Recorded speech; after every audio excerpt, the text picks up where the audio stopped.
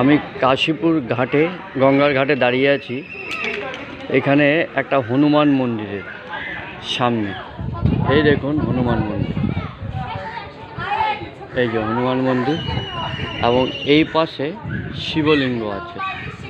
শিবলিঙ্গ খুবই সুন্দর, সব ঠিক আছে। এটা হচ্ছে হনুমান মন্দির, ভালো দেখতে, খুবই ভালো লাগে। কিন্তু আবার দেখাচ্ছি ঘাটটা প্রচুর নোংরা। ঘাটটা দেখেছেন, ঘাটটা কি নোংরা। আমাদের কলকাতায় গঙ্গার ঘাট এত নোংরা, নিজেকে অপমানিত লাগে। যাই হোক, এটা আমার ভিডিওর মাধ্যমে নজরে রাখলাম।